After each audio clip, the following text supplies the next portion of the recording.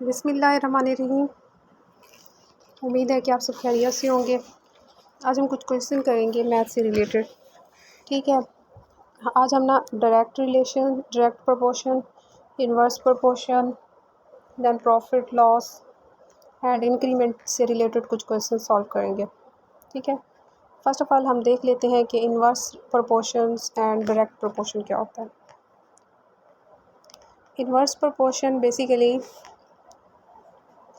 जो ऐसे समझ लें कि अगर एक चीज़ के बढ़ने से दूसरी चीज़ कम हो जाए, ठीक है, तो उसको हम क्या बोलते हैं, इन्वर्स प्रोपोर्शन बोलते हैं। और डायरेक्ट प्रोपोर्शन इसके अपोजिट होता है कि एक चीज़ के बढ़ने से दूसरी चीज़ भी बढ़ जाए। इसको हम एग्जांपल की मदद से समझते हैं आपको, ताकि क्लियर समझ आए। एक एग्जांपल हमारे पास गिवन है कि 30 मैन रिपेयर रोड। 30 बंदे हैं, कितने डेज़ में काम रोड बना रहे हैं, 56 डेज़ में। और कितना टाइम्स लगाते हैं, 6 आवर्स डेली। ठीक है, अगर same in how many days 46 man well repair the same road, यानी कि 46 मैन यानी कि वही सेम रोड कितने डेज़ में बनाएंगे अगर उनके पास वर्किंग आवर्स जो होंगे वो 7 आवर्स हों। ठीक है, अब हमारे पास फर्स्ट ऑफ ऑल क्या गिवन है, मैन, एम फॉर मैन। यहाँ पर हम मैन लिख देंगे, कितने मैन हैं, 30 मैन। उसके बाद डेज़ हमारे पास कितना है, डी फॉर डेज़, 56 डेज़। उसके बाद आवर्स कितने हैं, कितने आवर्स में काम करते हैं, 6 आवर में। नेक्स्ट हमारे पास कितने हैं कि 46 अगर मैन आ जाए। ठीक है, मैन हमारे पास गिवन है। उसके बाद वही सेम रोड कितने डेज़ में बनाएंगे। अब हमारे पास डेज़ नहीं गिवन तो हम क्या पुट कर देंगे, एक्स। उसके बाद हमारे पास आवर्स कितने हैं, 7 आवर्स। इसका एक सिंपल सा ट्रिक ये होता है कि थोड़ी सी एक छोटी सी ट्रिक होती है, वो आपने समझनी है। अब एक्स नीचे है ना, तो हम एरो इसका हेड नीचे कर देंगे। ठीक है, एरो बनाएंगे, उसका हेड नीचे कर देंगे। जिसकी तरफ जहाँ पर एक्स होगा हम एरो का जो साइड होगा, हेड होगा, उसकी तरफ कर देंगे। ठीक है, उसके बाद हम दो टर्म को कंपेयर करेंगे, मैन एट डेज़ को। ठीक है, अब यहाँ पर क्या है कि अगर 30 मैन 56 डेज़ में काम करते हैं, 30 मैन है और डेज़ कितने लगा रहे हैं, 56। सेम एज ऐसे अगर हमारे पास मैन ज़्यादा हो जाए, यानी कि 56 मैन आ जाए, तो वो कितने डेज़ में काम करेंगे। यहाँ पर अगर 30 मैन 56 डेज़ में काम करते हैं तो 45 मैन कितने डेज़ में काम करेंगे, यानी कि डेज़ कम हो जाएंगे क्योंकि बंदे ज़्यादा हो गए हैं। ठीक है, अगर आप अकेले काम करते हो तो ज़्यादा वक्त लगता है, अगर ज़्यादा बंदे आ जाएं तो कम वक्त लगता है। तो यहाँ पर भी ऐसी सिचुएशन है कि अगर 30 मैन 56 डेज़ में काम कर रहे हैं तो 45 मैन कितने डेज़ में काम करेंगे, 56 डेज़ तो कम डेज़ होंगे। ठीक है, यानी कि ये एक दूसरे के इन्वर्स है। बंदे बढ़ गए हैं, दिन कम हो रहे हैं। एक चीज़ बढ़ गई है, एक चीज़ कम हो गई है, तो हमारा ये कौन सा रिलेशन है, इन्वर्स रिलेशन है। अगर एरो एक्स की तरफ है तो हम ऊपर एरो का साइड कर देंगे, यानी कि इन्वर्स कर देंगे। ठीक है, समझ आ गई है इसकी। देन हम इन दोनों को कंपेयर करते हैं, आवर्स एंड डेज़ को। अगर 56 डेज़ हैं और आवर्स हमारे पास 6 हैं, अगर सपोज ऐसे, ठीक है, 6 आवर्स हैं और 56 डेज़ लग रहे हैं।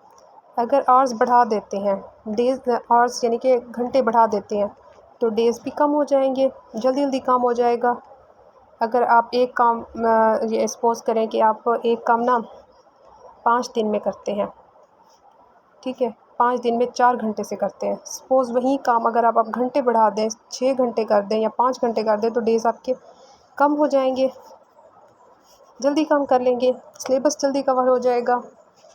सपोज़ अगर स्टूडेंट होंगे तो मीन्स कि अगर हम अपने आवर्स बढ़ा रहे हैं तो हमारे डेज़ क्या हो जाएंगे, कम हो जाएंगे। इट्स मीन ये क्या है, एक इन्वर्स रिलेशन है।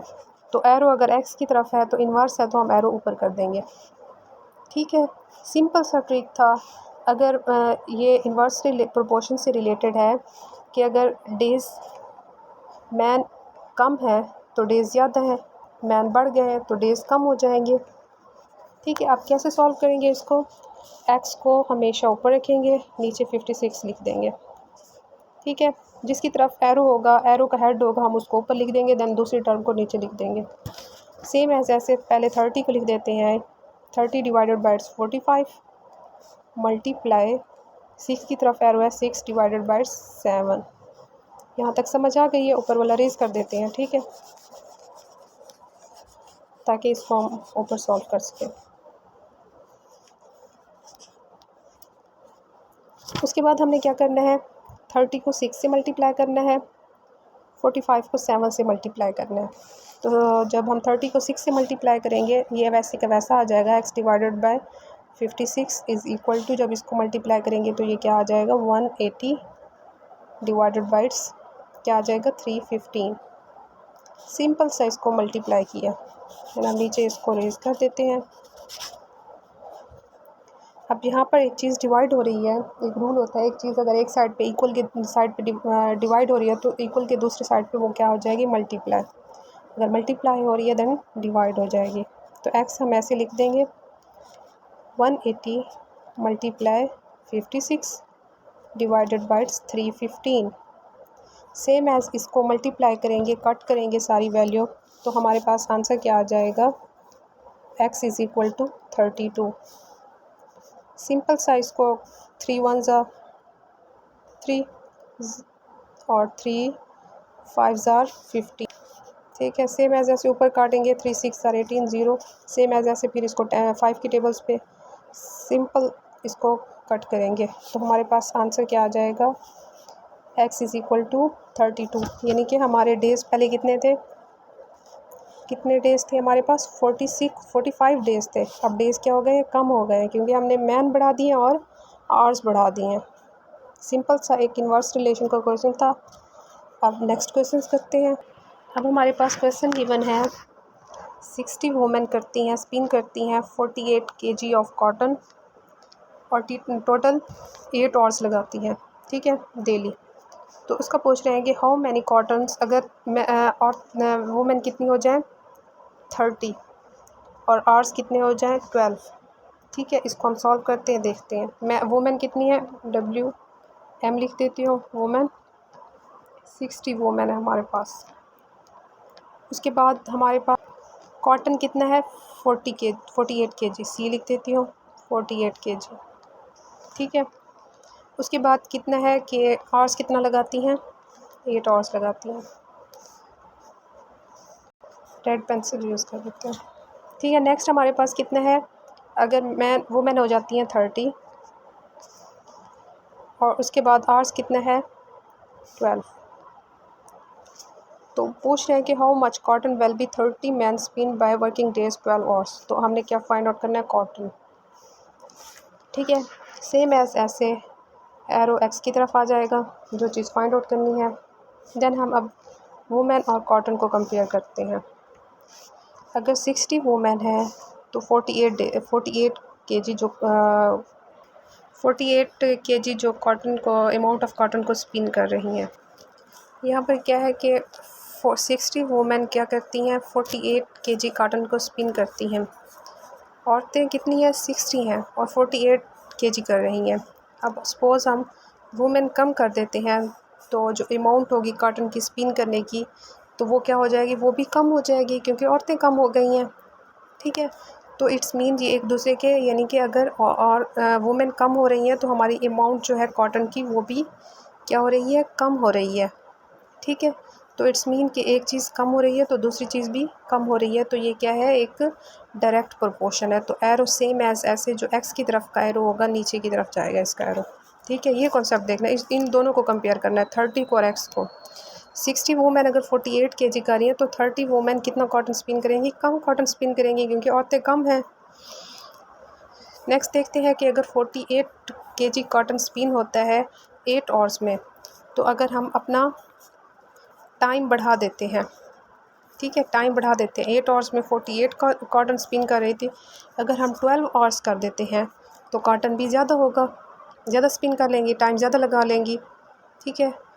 सपोज़ ऐसे काम करते जो खेतों में औरतें काम करती हैं, अगर 8 आवर्स काम करती हैं तो वो मींस के 8 आवर्स अगर काम करेंगी तो सपोज़ 48 करेंगी, अगर 12 आवर्स करती हैं तो इट्स मीन वो ज़्यादा अपना वर्क कर लेंगी, ठीक है। तो इट्स मीन कि हमारे अगर आवर्स बढ़ रहे हैं तो हमारी अमाउंट ऑफ कॉटन की जो स्पिन करेंगी वो भी बढ़ जाएगी।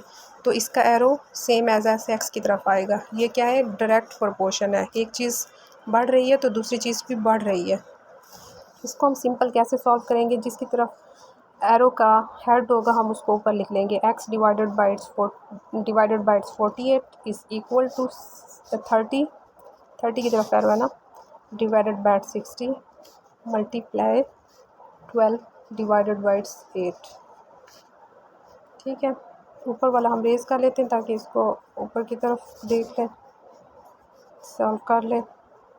सेम एज ऐसे हमें सिंपल ना इसको 30 को 12 से मल्टीप्लाई करना है, देन 60 को 8 से। तो इसके क्या आ जाएगा, सिंपल मल्टीप्लाई करने से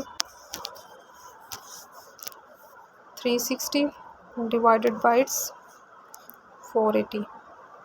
ठीक है, और ये क्या आ जाएगा, x divided by its 48। Simple हम नीचे रिमूव कर देते हैं ताकि सॉल्व करें इसको। x की जो x यहीं पे रहने देंगे, देन इसको क्या हो जाएगा, ये मल्टीप्लाई हो जाएगा 360 multiply it's 48 divided by it's 480। Simple सा इसका सोल्यूशन है, 0 0 से कट जाएगा, 48 से कट जाएगा, x is equal to 36। This means कि वो 36 यानी कि कॉटन क्या होती हैं उसके अमाउंट को स्पिन करेंगी। ये हमारे पास आंसर आ जाएगा। अब हम परसेंटेज, प्रॉफिट और लॉस से रिलेटेड क्वेश्चंस करते हैं और उनकी परसेंटेज किस तरह से फाइंड आउट करते हैं, ये क्वेश्चंस कर लेते हैं। ठीक है, बेसिकली प्रॉफिट कैसे आता है एक पर्सन को। ठीक है, प्रॉफिट कैसे आता है, हम कोई चीज़ शॉपकीपर से या किसी से भी परचेज़ करते हैं, यानी कि कॉस्ट करते हैं हम कोई चीज़, उसको हम क्या लिखते हैं, cost price.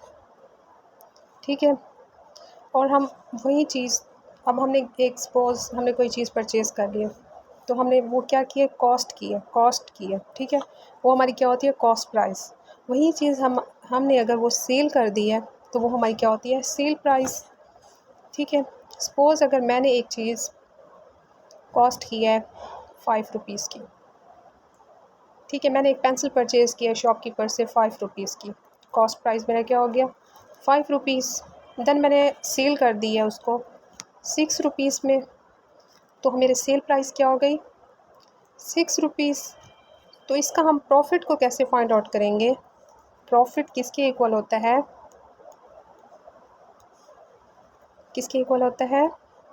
Cell price minus cost price के इक्वल होता है। प्रॉफिट किसके इक्वल होता है, cell price minus cost price. ठीक है, प्रॉफिट इज़ इक्वल टू, पहले आ जाएगा सेल प्राइस माइनस आ जाएगा कॉस्ट प्राइस, कि ये मुझे यहाँ पर प्रॉफिट हुआ है क्योंकि मैंने इसका फार्मूला क्यों यहाँ पर होगा, क्योंकि मैंने 6 की सेल की है, देन खरीदी कितने की थी, कॉस्ट कितने की थी, 5 रुपीज़ की, और यहाँ पर मुझे 1 रुपीज़ का क्या हुआ है, प्रॉफिट हुआ है। अगर हमारी सेलिंग प्राइस ज़्यादा हो कॉस्ट प्राइस से तो वो हमारा क्या होता है, प्रॉफिट होता है। यहाँ पर हमारी सेल प्राइस ज़्यादा है, यानी कि हमने कम में ख़रीदी ज़्यादा में बेची, तो हमारा ये क्या है, प्रॉफिट है। नेक्स्ट हम देखते हैं कि कॉस्ट प्राइस क्या होता है और इसका क्या फार्मूला है। अब लॉस क्या होता है, लॉस को हम देख लेते हैं। ठीक है, अब मैंने एक चीज़ क्या की, कॉस्ट की ख़रीदी, कॉस्ट प्राइस ख़रीदी मैंने शॉप से 4 रुपीज़ की। ठीक है, और मैंने उसको सपोज़ एक पेंसिल मैंने ख़रीदी 4 रुपीज़ की और उसको मैंने सेल कर दी 3 रुपीज़ में। यहाँ पर मुझे क्या हुआ, लॉस हुआ। ख़रीदी मैंने 4 रुपीज़ की और मैंने उसको सेल की 3 रुपीज़ में। तो हम इसमें कैसे लिखेंगे, लॉस इज़ इक्वल टू, यहाँ पर हमारी क्या आ जाएगा, पहले कॉस्ट प्राइस आ जाएगा। ठीक है, पहले cost price then minus sale price. इसमें हमारे पहले किसकी अमाउंट आ जाएगी, कॉस्ट प्राइस की, जो ज़्यादा अमाउंट हमारी कॉस्ट प्राइस की है, तो इसमें लॉस में कॉस्ट प्राइस की अमाउंट आ जाएगी, और फिर उसके बाद क्या आ जाएगी, सेल प्राइस की अमाउंट आ जाएगी। अब मैंने कितने रुपीज़ की ख़रीदी थी, 4 रुपीज़ की, और कितने में सेल की, 3 रुपीज़ में, तो मुझे कितना का लॉस हुआ, 1 रुपीज़ का लॉस हुआ। ख़रीदी मैंने ज़्यादा अमाउंट में और बेची मैंने कम अमाउंट में। इससे रिलेटेड हम क्वेश्चन करते हैं, फिर उसके बाद हम परसेंटेज भी इसकी फाइंड आउट कर लेंगे। यहाँ पर हमारे पास एक क्वेश्चन गिवन है, अली ने बॉट की है कार, कितने रुपीज़ की कार बॉट की है, ख़रीदी है। 5,50,000 की कार उसने ख़रीदी है, ठीक है। अब ये क्या हो गया, उसका कॉस्ट प्राइस हो गया जो उसने ख़रीदी है। देन उसके बाद क्या कर दिया उसने, वो कार क्या कर दी है, सेल कर दी है, कितने की, 6,05,000 की, ठीक है। ये हमारा क्या हो गया, सेल प्राइस, ठीक है। आफ्टर सम टाइम्स, कुछ टाइम के बाद, find his profit percentage. First of all हमें यहाँ से पता चल रहा है कि उसका सेलिंग प्राइस ज़्यादा है कॉस्ट प्राइस से, इट्स मीन कि उसको क्या हुआ है, प्रॉफिट हुआ है। अब यहाँ पर हमने क्या फाइंड आउट करना है, प्रॉफिट परसेंटेज को फाइंड आउट करना है। प्रॉफिट परसेंटेज फाइंड आउट करने से पहले हम क्या निकालेंगे, इसका प्रॉफिट निकालेंगे, देन उसकी फिर हम परसेंटेज निकालेंगे, ठीक है। अब हमारे पास कॉस्ट प्राइस क्या है, 5,50,000 रुपीज़, ठीक है। उसके बाद हमारे पास सेलिंग प्राइस क्या है, 6,05,000 रुपीज़, ठीक है। ये एक ज़ीरो और भी है, यहाँ पे लग नहीं रहा। अब प्रॉफिट कैसे फाइंड आउट करना है, मैंने बताया P is equal to profit, P for profit. अब लिख दें, क्या फार्मूला था, sale price minus cost price. पहले हम सेल प्राइस लिखेंगे प्रॉफिट में, ठीक है। अब हमारे पास सेल प्राइस क्या है, 5,50,000, और हमारे पास कॉस्ट प्राइस क्या है, 5,50,000 और 5,000, ठीक है। अब 6,05,000 माइनस 5,50,000, सिंपल सा हम इसको क्या कर देंगे, यहाँ पर एक और फार्मूला भी है, इसको जब हम मैनेज करेंगे तो हमारे पास क्या आंसर आ जाएगा, 55,000, ठीक है। अब हमारा प्रॉफिट क्या है, अमाउंट क्या है प्रॉफिट की, 55,000 रुपीज़, ये हमारा क्या आ जाता है, प्रॉफिट। अब हमने क्या करना है, परसेंटेज फाइंड आउट करनी है। अब देखते हैं कि परसेंटेज फाइंड आउट करने का क्या फार्मूला होता है, ठीक है। ये हमारा प्रॉफिट यहाँ पर मैं लिख देती हूँ ऊपर, P is equal to 55,000 rupees. अब हमने क्या फाइंड आउट करना है, परसेंटेज प्रॉफिट। इसका क्या फार्मूला होता है, ऊपर हमारा आ जाता है प्रॉफिट, नीचे हमारा आ जाता है कॉस्ट प्राइस, ठीक है। यहाँ पर हम नीचे क्या लिख देंगे, कॉस्ट प्राइस लिख देंगे, ये फार्मूला है फिक्स। ऐसा नहीं है कि आप सेल प्राइस यहाँ पे लिख दें, यहाँ पर कॉस्ट प्राइस ही लिखनी है। अब हमारा प्रॉफिट कितना है, इज़ इक्वल टू, प्रॉफिट है हमारा 55,000 रुपीज़, ठीक है। और इसको हम ना 100 से मल्टीप्लाई भी कर देंगे, ये होता है परसेंटेज प्रॉफिट का फार्मूला। नीचे हम क्या लिख देंगे, कितना है हमारा कॉस्ट प्राइस कितना है हमारा, ये है 5,50,000 रुपीज़।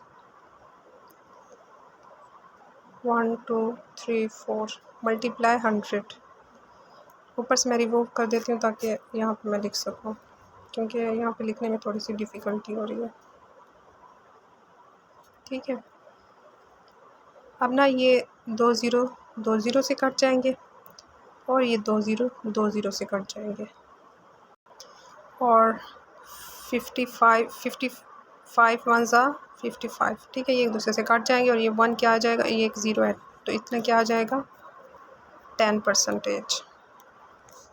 हमें अब प्रॉफिट कितने का हो रहा है यहाँ पर, 10% का, या कैसे करते हैं,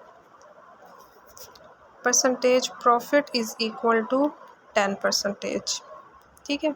ये हमें प्रॉफिट हुआ है और हमने फाइंड आउट कर लिया। नेक्स्ट हम लॉस का इसी तरह से करते हैं कि उसका क्या फार्मूला है और किस तरह से करना है। यहाँ पर हमारे पास क्वेश्चन गिवन है कि शान ने एक मशीन जो है वो कितने की कॉस्ट की है, 52,000 रुपीज़ की उसने कॉस्ट की है। देन उसके बाद उसने सेल कितने की है, 50,000 की। अब मैंने आपको बताया था कि अगर हमारी जो कॉस्ट प्राइस है वो अगर सेल प्राइस से ज़्यादा हो तो इट्स मीन कि हमें लॉस हुआ है। ठीक है, सिंपल सा हमें यहाँ पे पता चल रहा है। देन हमें क्या फाइंड आउट करना है, फाइंड परसेंटेज प्रॉफिट या लॉस, यानी कि लॉस हुआ है या इसमें प्रॉफिट हुआ है, वो हमने क्या करना है, फाइंड आउट करना है।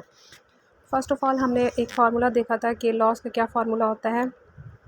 उसमें हम क्या लिखते हैं, कॉस्ट प्राइस पहले लिखते हैं और सेल प्राइस को माइनस कर देते हैं।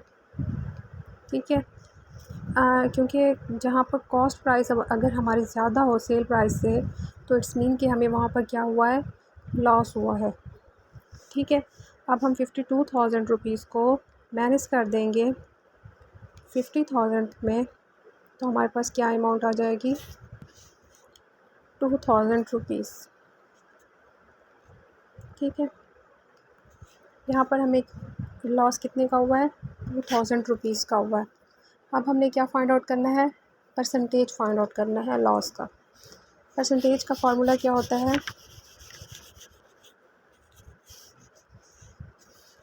Percentage loss is equal to, ऊपर हम क्या लिखेंगे, अपना लॉस, इसका ये फार्मूला होता है। वहाँ पर हम परसेंटेज प्रॉफिट में क्या करते थे, ऊपर परसेंटेज प्रॉफिट और ऊपर हम अपना प्रॉफिट लिखते थे। नीचे वहाँ पर क्या लिखते थे, कॉस्ट प्राइस लिखते थे। यहाँ पर भी नीचे हम कॉस्ट प्राइस ही लिखेंगे।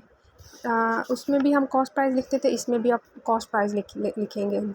यानी कि यहाँ पर कॉस्ट प्राइस ही लिखनी है, ये अपने अपने माइंड में रख लेना। ऐसा नहीं है कि लॉस हो रहा है तो सेलिंग प्राइस लिखें, यहाँ पर कॉस्ट प्राइस ही लिखेंगे चाहे जो भी हो जाए। लॉस हमारा कितने का हुआ है, 2,000 रुपीज़ का लॉस हुआ है और हमारा कॉस्ट प्राइस कितना है, 52,000 रुपीज़। एक और, ठीक है, इसके साथ हमारे पास हमने ये एक चीज़ मिस्टेक हो गई थी, यहाँ पर 100 लाजमी आएगा परसेंटेज में, 100 से मल्टीप्लाई लाजमी करना है। ठीक है, ये 3 ज़ीरो से कट जाएंगे, 2 1 ज़ा 2, 2 1 ज़ा 2, 2 2 ज़ा 4 और ये 1 इसको दे देगा, ये 12 बन जाएगा, 2 6 ज़ा 12। ठीक है, नेक्स्ट हम इसको सॉल्व करते हैं। 2 1 ज़ा 2, 2 2 ज़ा 4, 2 3 ज़ा 6, 2 5 ज़ा 10 एंड 0। सिंपल इसको फिर दोबारा से डिवाइड हम करेंगे तो इसको सिंपल हम सॉल्व करेंगे तो हमारा आंसर पॉइंट की फॉर्म में आ जाएगा। तो हमारा आंसर आता है 3.8। दैन इसको क्या लिख देंगे, 4% हमें यहाँ पे क्या हुआ है, लॉस हुआ है।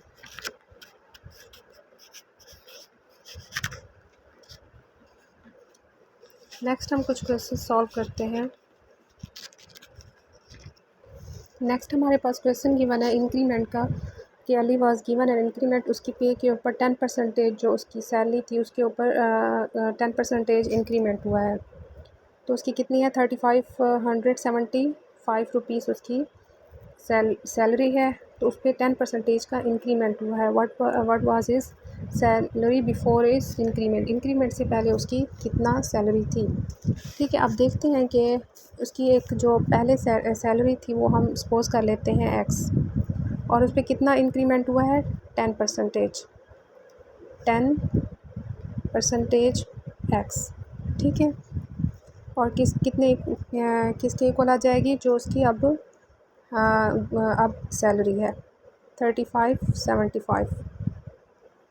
ठीक है, ये 10 है हमारे पास। इसको हम कैसे करेंगे, x परसेंटेज ख़त्म करनी है तो हम 100 से डिवाइड कर देंगे, दैन साथ में x आ जाएगा और किसके इक्वल आ जाएगा, 3,575 के इक्वल। एक ज़ीरो से कट जाएगा तो क्या आ जाएगा, x plus 1 divided by 10, x is equal to 3,575। अब इसको कैसे करेंगे हम, इसका हम एलसीएम निकालेंगे इस टर्म का। 10 नीचे आ जाएगा तो ये वाला x इसके साथ मल्टीप्लाई हो जाएगा, 10x प्लस ये वाला x इज़ इक्वल टू 3,575।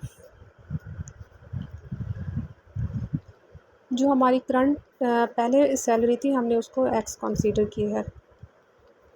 ठीक है, अब कैसे हो जाएगा, 10x plus x is equal to 11x divided by 10, is equal to 3575। ठीक है, अब इसको कैसे करेंगे?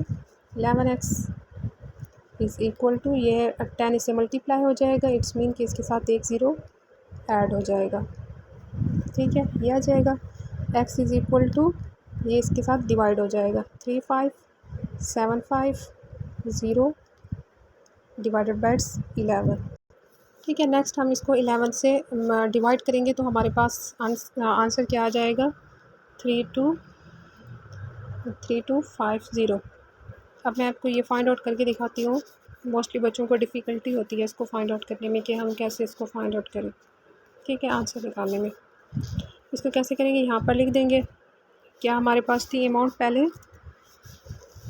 अमाउंट थी हमारे पास 35750। अब हमने 11 पे डिवाइड करना है। 11 3 ज़ार 33, 5 में से 3 गए 2, 7, 11 2 ज़ार 22, 7 में से 2 गए 5, देन हमारे पास क्या आ जाएगा? 5 5 5 ज़ार 55, देन हमारे पास क्या आ जाएगा? 0 0 ज़ार, ये 0 ज़ार 0, तो हमारे पास अमाउंट क्या आ जाएगी? 3250। ये हमारी पहले थी इंक्रीमेंट से पहले अमाउंट। ठीक है, हम यहाँ पर एक और क्वेश्चन कर लेते हैं कि एक, अब जैसे गवर्नमेंट ने पे इंक्रीज़ किया 10% की, तो लोगों को पता नहीं चल रहा है कि हमारा ना कितना यानी कि अमाउंट उसकी यानी कि इंक्रीमेंट हुआ। यानी कि सपोज़ अगर एक बंदे की पे थी 45,000 रुपीज़। ठीक है, अब वो कह रहा है कि मेरा 10% इंक्रीमेंट हुआ है, तो मेरी टोटल पे अब कितनी होगी, यानी कि कितना रुपीज़ का मेरा इंक्रीमेंट हुआ है 10% के अकॉर्डिंग हम देखते हैं। ठीक है, अब उसकी पे कितना है? 45,000 रुपीज़। ठीक है, हम 45,000 को क्या, सिंपल सा इसका फार्मूला होता है, हम 45,000 रुपीज़ को क्या करेंगे? फर्स्ट 100 से मल्टीप्लाई कर देंगे। ठीक है, अब 100 से मल्टीप्लाई करेंगे तो इसके अंदर एक ज़ीरो ऐड हो जाएगा। देन हम उसके बाद क्या करेंगे? 10 से मल्टीप्लाई करेंगे, क्योंकि 10% का उसमें इंक्रीमेंट हुआ है। एक बंदे की पे थी 45,000 रुपीज़, उसमें 10% का इंक्रीमेंट हुआ है, तो उसकी अब कितना पे इंक्रीज़ हो गई होगी। ठीक है, ये क्वेश्चन है, बहुत ईजी है, लेकिन मोस्टली बच्चों को यहाँ पर डिफ़िकल्टी होती है। तो हम सिंपल से जो इंक्रीमेंट हुआ है 10% का, हमने उससे मल्टीप्लाई कर दिया। अगर 5 का होता तो हम 5 से मल्टीप्लाई कर देते। जितना परसेंटेज उसका इंक्रीमेंट हुआ हमने उससे मल्टीप्लाई कर देना है। दैन उसको क्या कर देना है? 100 पे डिवाइड कर देना है। 20 से कट गए तो 45 100 का उसका क्या हुआ है? इंक्रीमेंट हुआ है। तो यही 45 जब हम 45,000 रुपीज़ के अंदर ऐड करेंगे तो उसका टोटल इंक्रीमेंट की अमाउंट आ जाएगी। ठीक है, तो कितने का इंक्रीमेंट हुआ है? 4500 रुपीज़ का। ठीक है, अब ऐसे है कि हम ऐसे इस तरह से बाकी क्वेश्चंस को भी सॉल्व करते हैं। अगर एक बंदा कहे कि मेरी है 30,000 मेरी पे है और उस मेरा 5% इंक्रीमेंट हुआ है, तो हम उसको सिंपल 30,000 को हम क्या करेंगे? 5 से मल्टीप्लाई कर देंगे, दैन उसको 100 पे डिवाइड कर देंगे। जितना भी अमाउंट उसकी इंक्रीमेंट में आएगी, ठीक है, हम उसको पे क्या कर देंगे? जो उसकी प्रेजेंट अमाउंट होगी उसमें ऐड कर देगा। जो पहले उसकी इंक्रीमेंट से पहले की अमाउंट ये थी उसमें ऐड कर देगा। सिंपल उसकी क्या आ जाएगी? इंक्रीमेंट वाली अमाउंट आ जाएगी। ठीक है, ये हमारे क्वेश्चंस थे। आज हमने कौन से किए थे? डायरेक्ट प्रोपोर्शंस, इन्वर्स प्रोपोर्शन, उसके बाद हमने किए हैं percentage profit and percentage loss, then हमने इंक्रीमेंट के क्वेश्चंस किए हैं। होप आप लोगों को समझ आई होगी। ओके जी, अल्लाह हाफ़िज़, टेक केयर।